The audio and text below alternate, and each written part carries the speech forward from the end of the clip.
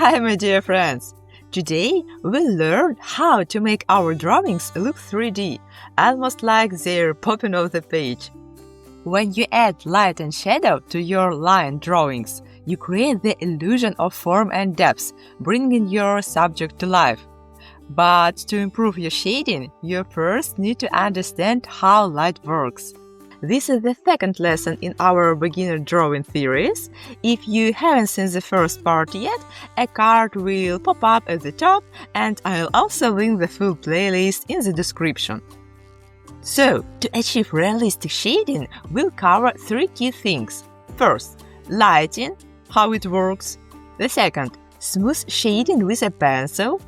And the third, aerial perspective for depth. So, let's get started. First of all, let's start with lighting. Here, I have sketched a simple setup where the light source is placed in the center, surrounded by objects. Now, here is an important point. Every object consists of light and shadow. Let me show you using this apple as an example. The light source is on the left, so the apple is divided into light and shadow along this line. I'm shading the right side. This is our shadow, while the left side remains lit. Now let's move to the second apple. Here the light comes not just from the left, but also slightly from above. Because of this, the shadow falls differently and the boundary between light and shadow shifts.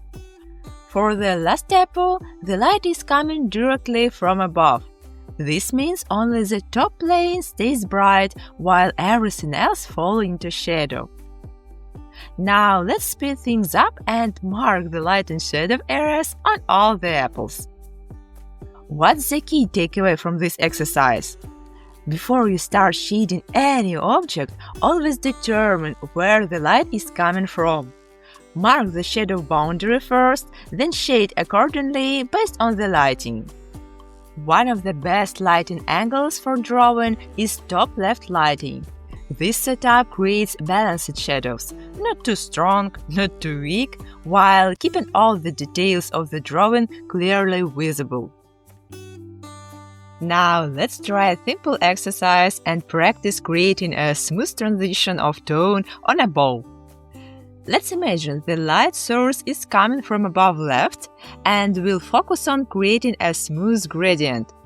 As you can see, I've drawn the shadow boundary, and we know that the left side will be lit, while the right side will be in shadow. Let's start shading this. But to make the object look as 3D as possible, simply marking the light and shadow is not enough. We need to show the transitional tones, the gradual shift between light and dark. To make it clearer, I'll now create a tonal scale from the lightest to the darkest. Let's divide this scale into several parts for simplicity. So here we have these tone steps. The lightest tone of any object is the highlight. I've circled it here for clarity. Now let's identify the darkest part of the drawing. The darkest area is always the cast shadow from the object. All the other areas of the drawing will be lighter than this shadow. The cast shadow also helps to create the most depth on the paper. You can see how I'm shading.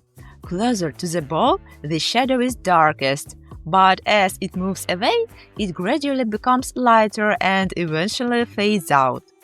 This is a great technique for adding even more volume to the drawing. The next darkest tone is the area right along the boundary between light and shadow. Let's mark this as well. Notice how I am partially shading this zone, blending the light and shadow together and trying to mark the transition as smooth and gradual as possible. I vary the direction of my strokes to ensure the shading looks even. Now let's shade the light side of the object. But remember, the highlight should always remain white. This helps to clearly separate the highlight from the rest of the surface. And a very important note. At this stage, the tones of the light and shadow seem the same, but this isn't correct. The lit area should always be brighter than the reflected light in the shadow. Let's make the shadow a bit darker to ensure the tones don't merge. As you can see, we've now drawn a 3D ball. So, we've drawn a three-dimensional sphere. Let's go over the key tonal components it consists of. 1. Highlight. This is the brightest part of any drawing. 2. Mid-tone, the medium light zone. This is the area on our tonal scale. 3. Reflected light, the part that belongs to the shadow area. 4. Shadow boundary, the darkest part of the object at the edge of light and shadow. 5. Cast shadow, always the darkest tone in the drawing. So, you see, to make a drawing look three-dimensional, we only need 5 tones. The key is to arrange them properly and everything will fall into place. Let's get back to practice. Remember, in the last lesson, we drew an apple, pear and a bell pepper. Now let's analyze how the volume will be distributed on these objects. For now, I'll just trace the outlines and later we'll start adding volume. Let's begin with an apple. First, we need to determine the lighting and divide it into light and shadow. If the light is coming from above left, we'll use that as a guide to mark the shadow and light areas. By the way, cross-contour lines are really helpful in this process because they show volume more clearly, making it much easier to apply shading. Using the 5 tones, I shade each segment of the apple, starting with the darker areas and gradually moving toward the lighter ones. Don't forget to leave the highlight white. Right now, I'm leaving clear lines between the different parts to show how light falls on the apple. This makes it easier to see the light and shadow on each section. Once we have this, we can smooth everything out later, but for now, it helps to show the shape of the apple. Now, let's do the same for the pear. After defining the light and shadow, we'll add more tonal values. Remember, we've divided this into 5 tones. I start by shading the darkest areas first, gradually moving toward the lighter ones. This helps create a smooth transition and makes the pear look more three-dimensional. Don't forget to leave the highlight completely white. This is the brightest spot where the light directly hits the surface. The goal is to show volume, so pay attention to how light wraps around the form. Let's move on to the bell pepper. This shape is more complex because it has multiple curved surfaces. First, I define the light source and mark the main shadow areas. Since the light is coming from above left, the right side and some inner curves will be in shadow. I start shading from the darkest areas, gradually softening the transition towards the lighter parts. Notice how the curved shape of the pepper creates different tonal variations. Some areas catch more light, while others remain darker. By carefully layering tones and adjusting the contrast, we can create a realistic sense of depth. As you can see, we've successfully made these objects look three-dimensional.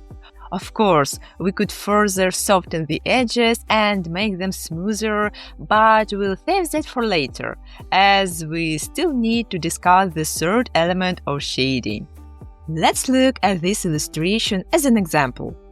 The leaves that are closer to us have stronger contrasts, making them seem visually nearer.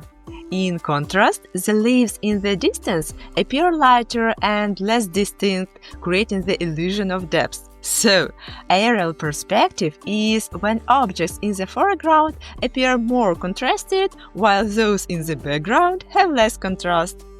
Now, let's apply this concept to a simple example. We have two cubes, both lit from the top left. How can we make one of them look more three-dimensional? For comparison, let's leave the first cube as it is and focus on improving the second one. The first thing to understand is which part of the object is closest to us. In this case, the front-facing edge of the cube is the nearest. That's why we'll add more contrast here, just like with the leaves in the illustration. This makes the front edge visually pop forward, while the other planes will have softened contrasts. The farthest plane can be made even lighter. I'm using an eraser to soften it, which helps create a sense of air in that area. For the left side of our cube, the approach is the opposite. The front edge should be a little lighter, while the far edge remains darker. The top plane follows the same rule. It will be slightly darker towards the back edge and lighter near the front. As you can see, when comparing the two, the second cube now appears more three-dimensional, while the first one still looks flat and two-dimensional. This is the key to creating realistic volumetric drawings, and aerial perspective plays a crucial role in achieving this effect. So, let's sum it up. To make a drawing look more three-dimensional, we need just 3 steps. 1. Understanding lighting and how it works. 2. Smooth shading with a pencil. And 3. Using aerial perspective for depth. I hope this video was helpful for you. In the next lesson, I'll show you the shading technique I use. Thank you so much for watching. If you enjoyed this, give it a like and leave a comment. That's it for today, and I'll see you in the next video.